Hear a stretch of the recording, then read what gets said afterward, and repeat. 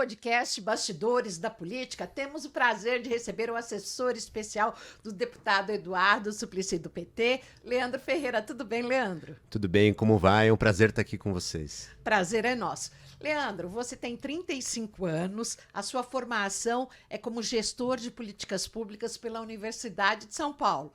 E você está há 11 anos como deputado. Como é que você conheceu o deputado Suplicy?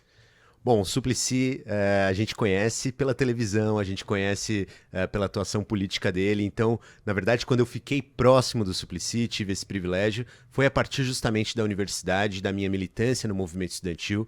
Costumava convidá-lo para fazer palestras na USP Leste, ele comparecia com maior boa vontade, e daí em diante passamos a atuar junto politicamente no PT, na pauta da renda básica e em tantos temas que ele sempre ajudou muitos estudantes da USP para que a gente consolidasse nossas pautas na universidade.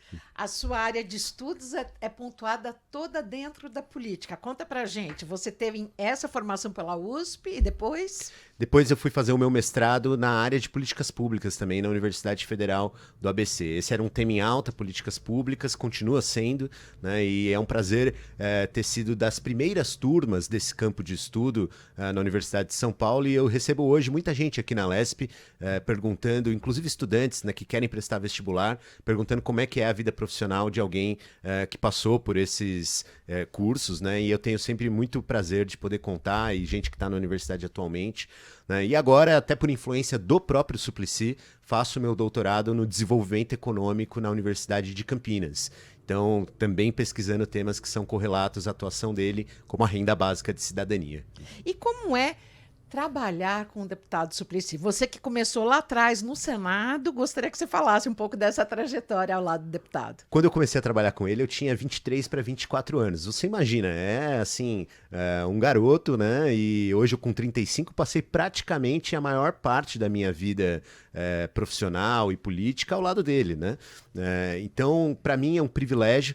Tenho todos os dias ainda com esses 11 anos coisas a aprender, né? E tenho todo dia também o privilégio de representá-lo em muitos assuntos, e isso, com certeza, é algo que poucas pessoas tiveram. É muito corrido, as pessoas conhecem o Suplicy como alguém muito paciente, alguém que está em todos os lugares, mas justamente para estar em todos os lugares, para lidar com tantos temas, a equipe tem que trabalhar bastante. A retaguarda nos bastidores. Exatamente, e é por isso que a gente está aqui no programa para contar um pouquinho e não deixar só aquela aparência de que tudo deu certo sem que muita gente tivesse trabalhado. Você esteve com ele por 2 anos e meio no Senado, depois na Secretaria dos Direitos Humanos aqui de São Paulo por 1 ano e meio, mais 6 anos à Câmara Municipal, quando ele então foi vereador, e elegeu-se deputado, o deputado mais votado. Como é que é aqui na LESP? A Assembleia Legislativa, ela é única, né? Porque ela tem a função de representar o Estado todo, e é importante que a gente estabeleça o contato com cidades grandes que temos no interior, cidades médias e pequenas, e que estão organizadas e precisam do poder público. É muito claro que aqui é um espaço para isso acontecer, a depender, claro, da atuação do deputado, mas como o Suplicy, como você disse, foi tão bem votado, ele foi escolhido pela população do Estado inteiro. Ele não é o deputado de uma região, de um território da capital. No Estado inteiro ele teve voto, e a gente pretende aqui honrar cada voto atuando na Assembleia Legislativa com muito empenho. A demanda é muito grande, as pessoas o procuram. A demanda é sempre maior, sempre foi maior do que as nossas condições. Por isso que a gente tem que se desdobrar tanto, né? Mas certamente, se a gente trata um assunto, às vezes por anos, com muita seriedade, né, a gente obtém resultados que a gente gosta de compartilhar com todos, né? E isso tem para todos os assuntos. Tem na renda básica, mas como todo mundo conhece, na atuação do Suplicy pelos mais vulneráveis, isso dá bastante resultado, né? Às vezes com um senso até de resultado heróico, alcançado heroicamente. Como é o deputado nos bastidores? Ele é uma gentileza em pessoa, né? Mas ele perde a paciência quando alguém tem o seu direito violado, quando tem algum grupo vulnerável não sendo respeitado, impede igualdade em termos de dignidade humana com as pessoas que são reconhecidas pelo Estado como cidadãs, né? Então, ele perde a paciência e exige que a gente perca a paciência também em situações desse tipo. Mas no dia a dia é muito bom trabalhar com ele, porque ele favorece muito o trabalho bem feito, com qualidade, qualidade e profundidade. Então é algo que a gente se dedica muito a estudar, a gente se dedica muito a dialogar com grupos, que é seguindo o exemplo dele. E desde o início, para todo mundo que começa a trabalhar com ele, ele diz que o mais importante é ouvir as pessoas com a dignidade que todos merecem. Recentemente, como é que foi a atuação de todo o gabinete durante a privatização da Sabesp? Esse tema não começou no período que começou a tramitar o projeto, né? Foi ao longo de alguns meses que a gente foi estabelecendo contato com equipes técnicas ligadas ao tema, com experiências internacionais, com discussões no meio econômico, né? E a gente viu o resultado, né, que foi aqui na Alesp de aprovar a privatização, mas ele não se encerra nessa votação, né? A gente também vai continuar lutando para que qualquer passo que seja dado daqui em diante seja em conformidade com aquilo que é de interesse público, e nós pretendemos manter a atuação do deputado e na bancada em especial para que isso seja feito com a qualidade que precisa ser acompanhado e fiscalizado, porque a função do deputado não é só formular e votar, mas também fiscalizar o cumprimento das leis e dos contratos do poder público. O deputado Suplicy tem 82 anos, é um idoso. Como é que como é que vocês o assessoraram durante o dia da votação, quando inclusive nós tivemos aí um enfrentamento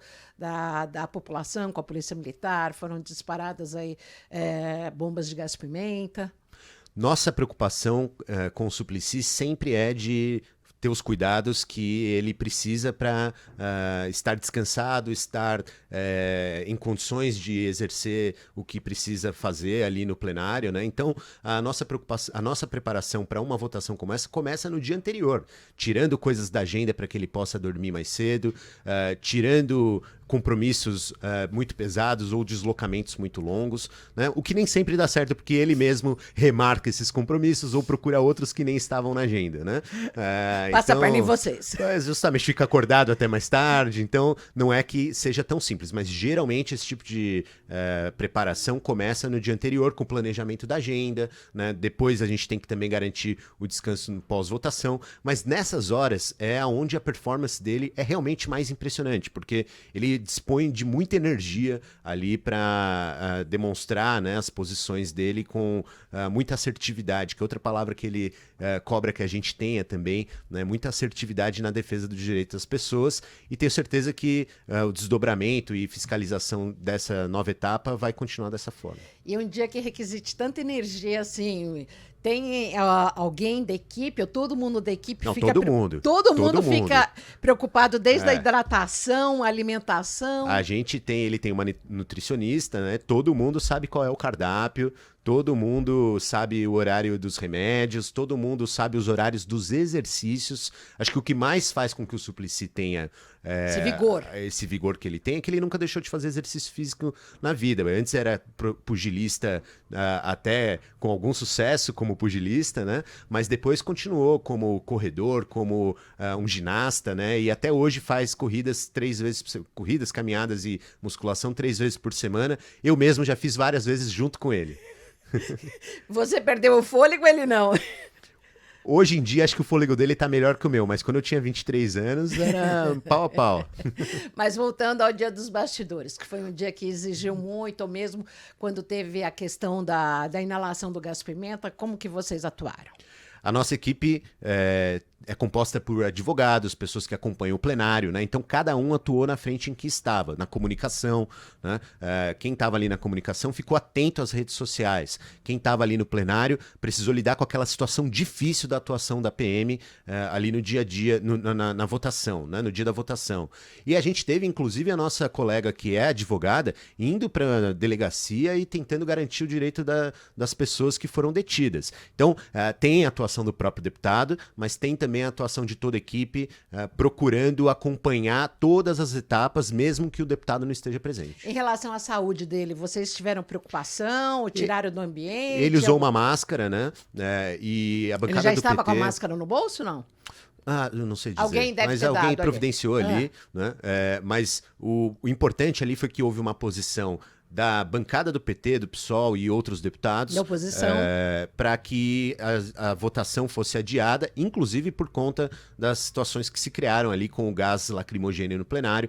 tem o Suplicy de 82 anos, mas tem a Paula do PSOL que está grávida, teve a Mônica que passou por um aborto, tem outros deputados de mais idade ou alguma restrição de saúde, né? Então é preciso tomar esses cuidados. Nós mesmos reivindicamos esses cuidados, por exemplo, quando teve a apresentação de CPI aqui no começo do ano, né? Nós dissemos, bom, o Suplicy não precisa ficar na fila porque ele tem o direito dele como idoso assegurado, é um octogenário, ele tem o direito preferencial em qualquer fila, em qualquer atendimento no poder público. Naquele momento não foi respeitado. Esse é o tipo de coisa com que a Alesp precisa ter maior preocupação. E aí depois, no momento em que a oposição se recusou a voltar à votação, onde vocês ficaram? No gabinete, na rampa, numa área ao ar livre? Nossa equipe estava espalhada, né? Alguns já tinham deixado a Assembleia Legislativa, boa parte da nossa equipe estava no plenário, inclusive ajudando no atendimento às pessoas que passaram por alguma dificuldade ali respiratória e tal, que estavam aqui na Alesp, né? Mas, e principalmente também atuando nas redes sociais para dar repercussão àquele episódio de violência policial, né? Que eu mesmo acompanhei pelas redes sociais, né, e vi gente saindo ensanguentada, né, da votação. Acho que aquilo foi uma cena bastante impressionante que eu não vi, por exemplo, no Senado Federal. E ele fisicamente ficou onde?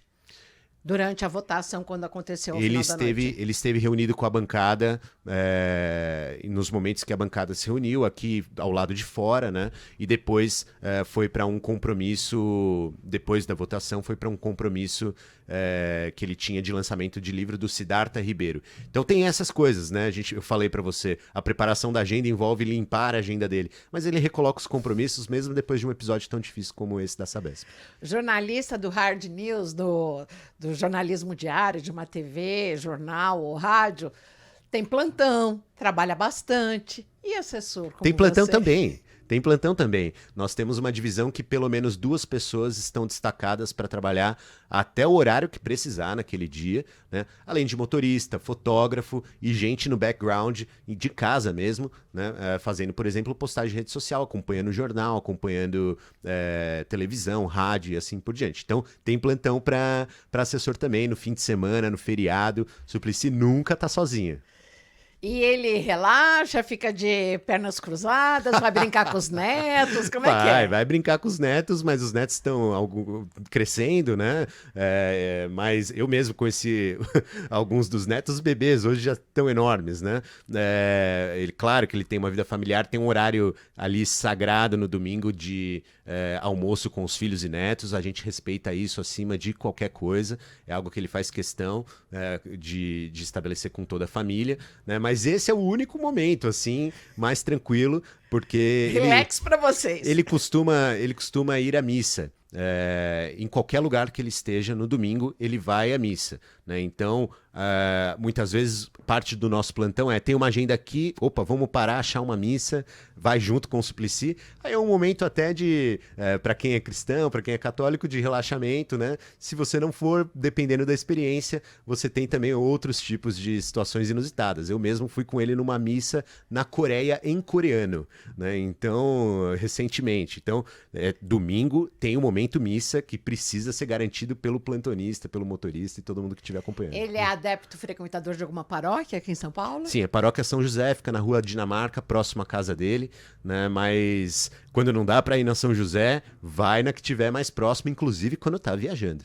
E as viagens? Conta, você que o acompanhou muito nas viagens e segue acompanhando. Para onde vocês estiveram? Conta a história dos bastidores pra gente. Eu estava fazendo a conta, assim, logo depois do meu período no Senado com ele, de pouco mais de 2 anos, que em função dessa experiência, eu pude conhecer mais de 200 municípios do estado de São Paulo até hoje. Claro, o Suplicy e o motorista dele já foram a muito mais lugares, né, antes de eu começar a trabalhar junto, né? Mas 200 municípios que eu já fui, já estive... Só no Senado lá atrás. Lá na época do Senado, né? Em função de convites políticos que ele recebe, que eu recebo, que a equipe recebe, né? Então já fui a mais de 200 municípios no estado de São Paulo. Assim, pelo Brasil já viajamos muito, né? Tenho também atuação na Rede Brasileira de Renda Básica, da qual ele é presidente de honra, né? Então, viajamos muito por conta de compromissos em função da renda básica também, e, no meu caso, até para alguns congressos internacionais que ele participa há muitos anos, e me incentivou muito ao longo dos anos para participar, eu topei, e hoje frequento tanto quanto ele. E para que países? Você falou da Coreia? A última viagem foi essa para a Coreia, foi o voo mais longo que eu já peguei na vida, né? E é fantástico você chegar na Coreia do Sul e ter gente assim que conta histórias com o Suplicy das vezes que ele já esteve antes na Coreia do Sul ou que encontrou com ele em outros países. Então são estrangeiros que eu conheço nesses lugares e que contam histórias com o Suplicy como se você estivesse pelas ruas de São Paulo, né? Então é fantástico.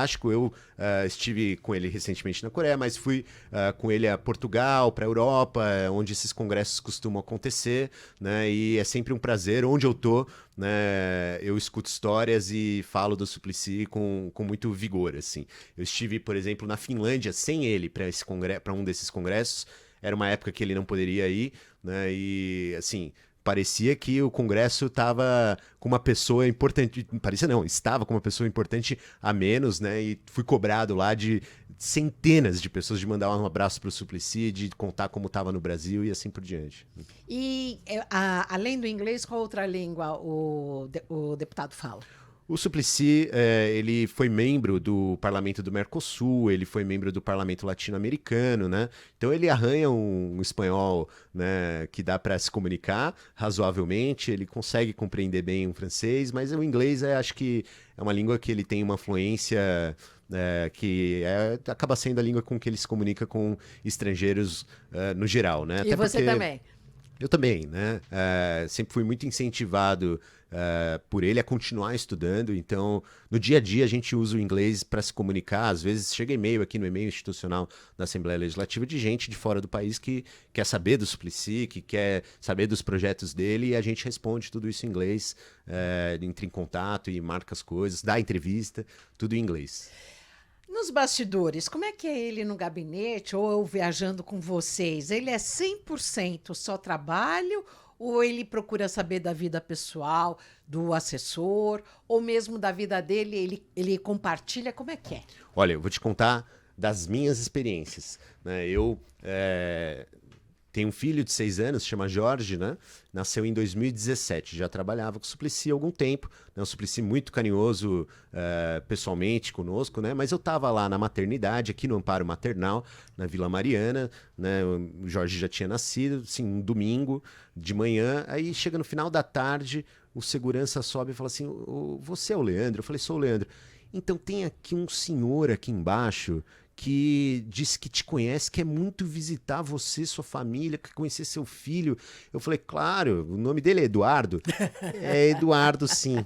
Eu falei, então já sei quem é, pode autorizar. Eu autorizei o Suplicy, ele chegou lá, assim, foi das primeiras pessoas que pegou meu filho no colo, né, que não o pai, a mãe, os avós, né, pegou no colo e até teve uma live no Facebook. Eu nem tinha contado ainda para as pessoas que o Jorge tinha nascido e ele já estava no Facebook do Suplicy para todo mundo saber da novidade de uma vez junto. Então, esse tipo de coisa são coisas que são demonstrações dele de carinho, de preocupação, né, que ele tem com toda a equipe, né? Então, eu me sinto também privilegiado por ser, assim, parte do arco de gentileza que o Suplicy tem com todas as pessoas, né? Claro que algumas com mais intimidade, outras com menos, né? Mas ele, até pelo respeito que tem com todos os seres humanos, né? É sempre muito carinhoso no nível pessoal e preocupado que as pessoas tenham boas condições de exercer as funções que exercem.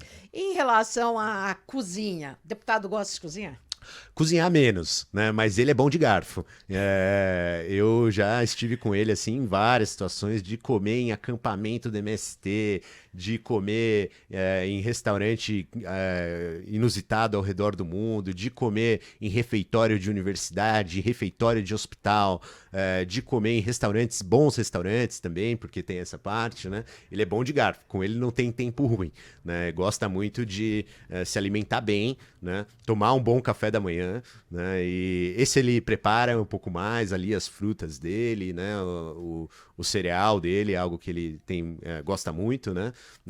Então a gente, no dia a dia, a comida é mais a gente correndo sempre, mas fazendo questão de se alimentar bem, que é uma coisa que para ele é importante. Há pouco você falou das histórias, que você estava na Coreia e que vieram lhe falar de histórias com o Suplicy. Você pensa em escrever um livro reunindo todas essas histórias? Onde eu vou, no mundo todo, eu escuto gente falando, eu tenho uma história com o Suplicy. Né? Então, eu já fui para lugares sem o Suplicy, para outros países, encontrei gente que não eram daqueles países e fala assim, não, uma vez eu convidei o Suplicy para ir dar uma palestra no meu município, no interior dos Estados Unidos, e ele foi lá e foi um arraso, e aí aconteceu isso e aquilo, as pessoas têm histórias inusitadas desse tipo. Eu escutei uma na Coreia que foi incrível, sobre uma pessoa que chegou sem visto no Brasil para dar uma palestra, não sabia que precisava de visto, e aí o Suplicy foi buscá-la pessoalmente e resolveu a situação republicanamente na Polícia Federal,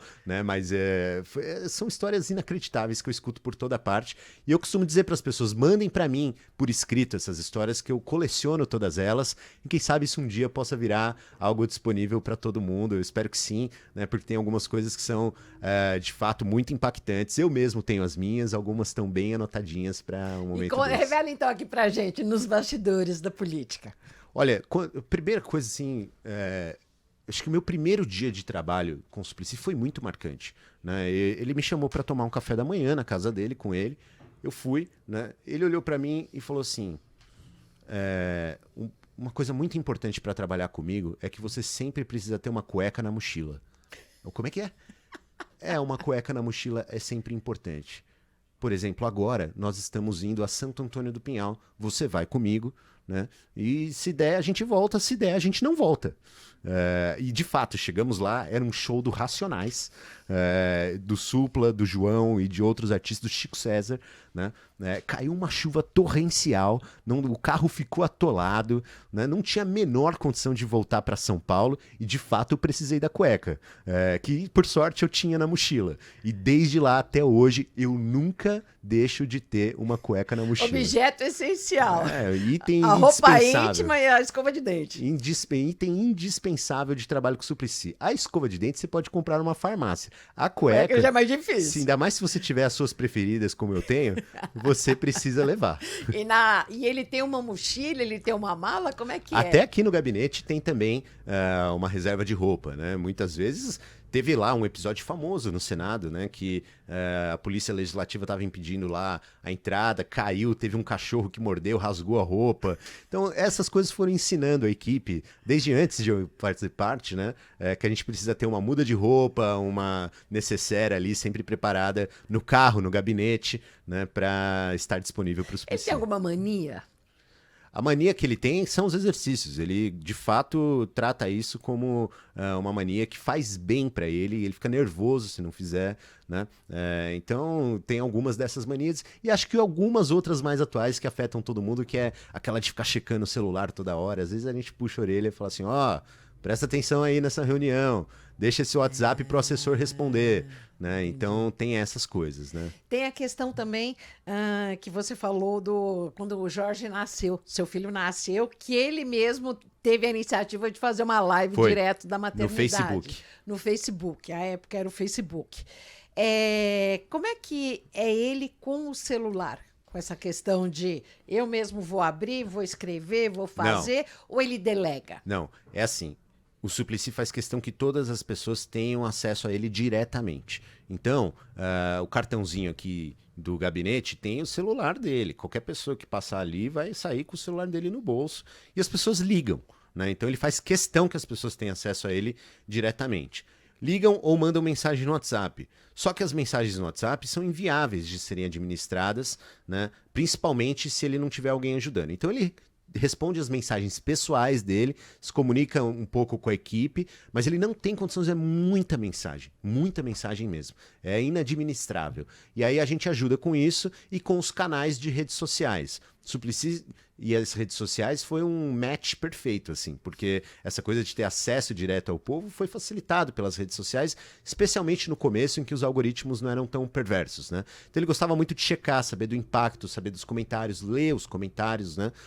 Hoje tem, assim, sei lá, 5 redes sociais. Também não dá para ele acompanhar tudo diretamente. Então tem uma equipe grande de comunicação, com jornalista, com gente que mexe bem com rede social, com designer, com fotógrafo, fora ajudas pessoais que ele tem, e ele faz questão de ter, que ajudam a administrar as redes sociais, e tem algum sucesso, é uma boa administração. Você é assessor especial do deputado, mas no início, antes aqui nos bastidores, você falava que todo mundo faz tudo. A equipe dele, todo mundo faz tudo. Como é lidar com essa questão de fake news e se ele é muito vítima disso ou de haters? Teve alguns episódios de fake news um pouco mais graves, né? Mas, no geral, as redes dele, ele próprio, a gente toma muito cuidado para também não ofender as pessoas, não cair em provocação. E acho que pelo respeito que ele tem na sociedade, ele é um pouco menos vítima. Mas teve 2 episódios um pouco mais graves.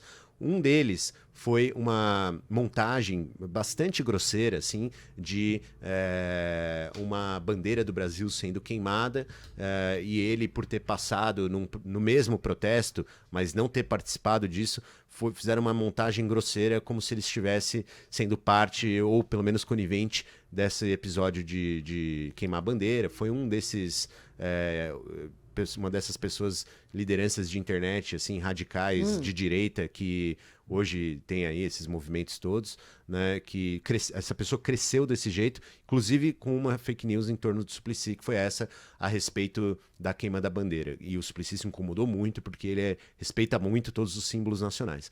A outra foi mais grave, e foi proferida por um deputado, à época deputado aqui na Assembleia Legislativa, que era o Coronel Telhada. O Coronel Telhada, às vésperas da eleição de 2014, em que o Suplicy concorreu à reeleição ao Senado, numa entrevista ao Portal Terra, disse que o Suplicy tinha incentivado uma pessoa que foi vítima de violência policial na desocupação do Pinheirinho a mentir no seu depoimento, e que a pessoa depois tinha inclusive ido lá, retirado o depoimento, dizendo que foi induzida pelo Suplicy a mentir no primeiro depoimento. Eu me lembro bem que o Suplicy perdeu aquela eleição, ficou muito incomodado, né? Fomos até o tribunal, o processo estava em segredo de justiça, verificamos que o depoimento não tinha sido retirado, pelo contrário, ele foi reforçado pela vítima outras vezes, né? De fato, teve policiais que foram condenados, que foram processados por aquela situação, né? Inclusive pessoas ligadas à elite da polícia militar, né? Mas mais tarde o Coronel Telhada inclusive reconheceu que circulou uma informação que não era verdadeira, né? E pediu desculpas num evento presencialmente ao Suplicy na Câmara Municipal alguns anos atrás. Mas esse episódio foi o mais grave em termos de fake news, porque envolvia uma acusação criminal, de fato, né? E o Suplicy na época se incomodou muito, procurou por anos diálogo com o Coronel Telhada até esse episódio em que ele acabou pedindo desculpa. Mas esse é o tipo de coisa que depois que é proferido, o estrago você não controla mais, né? Então é uma pena que a democracia brasileira seja vítima dessas coisas, às vezes por algumas autoridades, né? A gente tentou reconstruir muitas coisas com o Coronel Telhada, né? Algumas foram possíveis, outras não. Uma pena que a marca ficou sendo essa na relação entre os dois. E vocês já tiveram que lutar contra a inteligência artificial que prejudicou o deputado? A gente vê essas coisas, nós não sabemos muito bem o que é inteligência artificial, o que é robô, essa coisa super precária, mas, claro, teve esses perfis automáticos nas redes sociais que muitas vezes, ou perfis falsos, né, que comentam coisas deletérias e tal, mas hoje a nossa equipe ela administra isso com tanta precisão que consegue identificar alguns perfis e excluir e tal. E aquela questão do uso da inteligência artificial, como se tem até muito receio agora para a próxima eleição, começou isso muito pouco na última,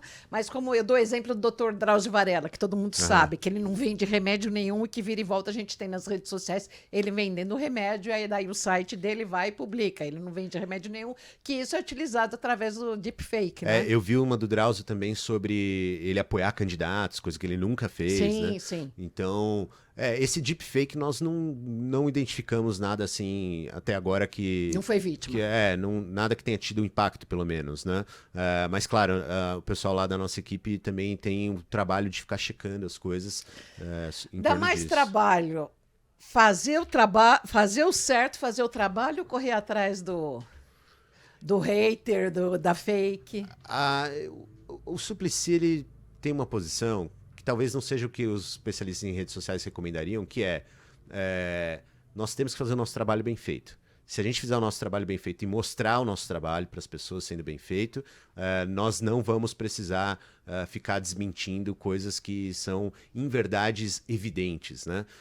Mas eu não sei se essa é o que os especialistas recomendariam. Tem gente que recomenda que tem que responder um por um, tem gente que recomenda que tem que enfrentar, tem gente que recomenda que tem que fazer notas e esclarecimentos e tal. Mas a linha do Suplicy vamos fazer bem feito e mostrar o que a gente tem para mostrar.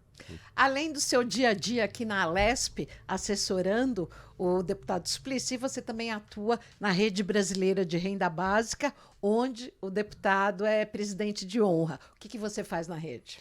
Eu tenho a impressão que na rede eu faço coisas muito parecidas com o que eu faço no gabinete, porque o mandato tem como centro a renda básica de cidadania, que é a proposta que o Suplicy defende há um bom tempo. A lei está aprovada e sancionada desde 2004, né? Vai fazer 20 anos agora em janeiro de 2024, no dia 8 de janeiro, é uma data especial para a gente, né? E na Rede Brasileira de Renda Básica nós lutamos pela implementação dessa lei acima de tudo, que é uma lei de autoria do Suplicy na época do Senado, né? Então, nós lá temos uma atuação que é nacional, né? Então, temos que fazer pesquisa sobre os temas em municípios, em outros estados, temos que dialogar com estudiosos do mundo todo, temos que representar beneficiários de programas de transferência de renda, atuar no nível do judiciário, e o Suplicy é um parceiro da rede de primeira hora. Ele, como presidente de honra, é um excelente militante.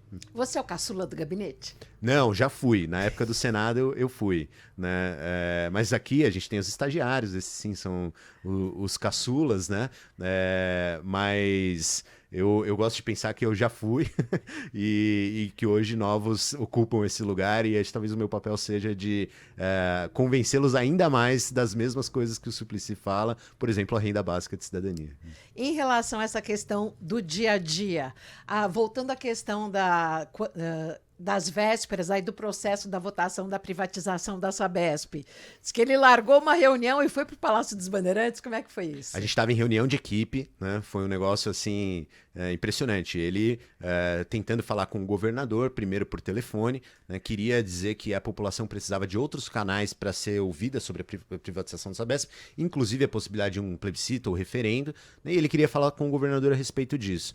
E aí ele estava lá na nossa reunião, até um pouco nervoso, né? Eu vi que olhando para o telefone o tempo todo, e aí num dado momento falou com alguém que estava lá no Palácio dos Bandeirantes, não sei bem se era da equipe do governador e tal, e ele disse em tom muito assertivo, assim, na reunião rolando, ele foi paralisada a reunião pelo tom assertivo que ele usou de: você acha que os meus eleitores não merecem respeito? É isso que eles querem de mim, é isso que eles esperam. Eu vou até aí, serei atendido. Até eu ser atendido, ficarei na porta. E desligou o telefone. Nossa equipe toda bateu palma, vibrou e falou assim: ó, acabou a reunião, vai lá que é onde você tem que estar mesmo, né?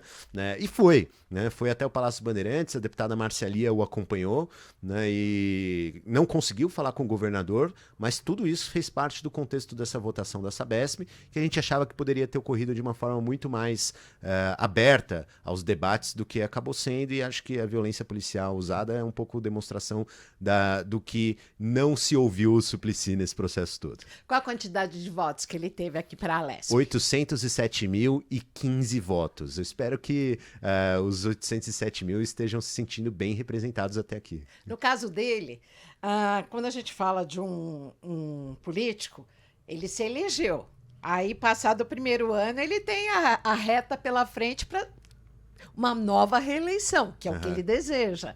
No caso do Suplicy, há essa preocupação ou não? A vida segue pelo passado que ele tem, pela importância que ele tem? Nos últimos 10 anos, o Suplicy disputou todas as eleições, no Senado em 2014, a vereadora em 2016, ao Senado novamente em 2018, a vereadora em 2020 e a deputada estadual em 2022. Isso vai mudando conforme também as condições que ele tem para fazer isso, né? A ideia do partido, por exemplo, inicialmente era que ele disputasse uma vaga para deputado federal, mas ir para Brasília toda semana talvez ficasse um pouco puxado para a idade dele. Nós não sabemos se a idade dele, ou se ele, por desejo próprio, eu desconfio que não, vai querer pendurar as chuteiras para 2026, mas a eleição do ano que vem, aí com o Guilherme Boulos como candidato apoiado pelo PT, pode de repente pintar uma surpresa, vira e mexe, a gente escuta falar que ele vai ser vice do Boulos. Aí a gente fica tudo assim, tem gente que se anima, tem gente que fica desesperado, tem gente que acha que a gente tem que tocar a vida e ver no que vai dar. Ele é mais essa opinião, vamos tocar a vida, mas estou à disposição. Agora, Leandro, eu, quando repórter de Hard News, aí por 30 anos, a gente entrevistava o Suplicy. Mais difícil era achar uma ponta de corte, que é o nível de corte onde você vai fazer de uma pergunta para outra, para fazer uma edição. Você fazia uma pergunta, todos os jornalistas falavam assim, uma pergunta já vão 10 minutos. Quando ele assumiu aqui na Assembleia, a gente olhava e falava assim, tem aqueles 5 minutos que ele tem que falar, depois tem os 10 minutos. Ele não vai conseguir, ele vai estourar. Como é que ele consegue cumprir o prazo?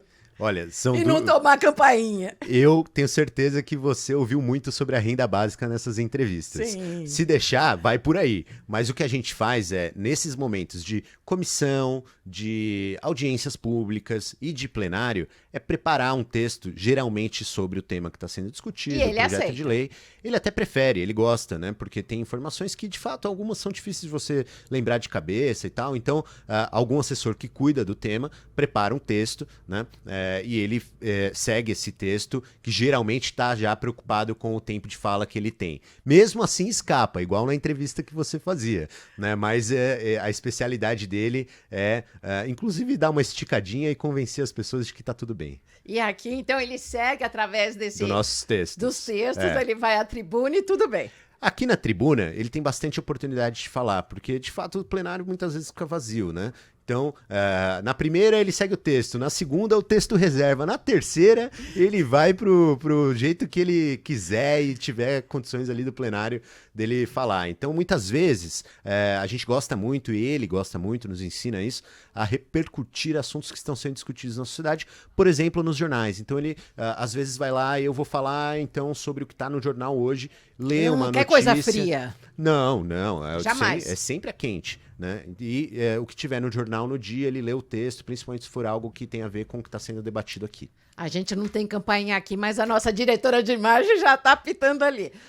Igual o Suplicy, eu também sei dar uma esticada, viu? O que significa trabalhar com o Suplicy? É um aprendizado. Com o deputado Suplicy. Um aprendizado diário, um privilégio, né? Mas, acima de tudo, a preocupação com a dignidade humana.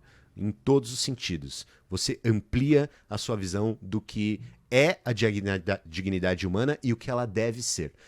Então, para a gente é um privilégio, especialmente para mim, que tenho tanta afinidade com temas como a renda básica de cidadania. Aprende-se diariamente com o Suplicy a dialogar com todos os partidos? Com todos os partidos, com todas as pessoas de diferentes classes sociais. Essa é a principal orientação que ele dá. Ele diz que foi do pai dele que recebeu. Há que se ouvir todas as pessoas com o mesmo respeito. No podcast Bastidores da Política, agradecemos muito a Leandro Ferreira, Leandro que bate um papo hoje conosco, que é assessor especial do deputado Suplicy. Leandro, obrigada. Volte para contar as novidades aqui para todo o nosso público. Prazer é meu e eu volto para contar as histórias. Se você tiver alguma, pode me mandar também. Com certeza. Tchauzinho para vocês. Podcast Bastidores da Política vai ao ar pelas plataformas digitais e também aqui junto à TV Alesp. Obrigada.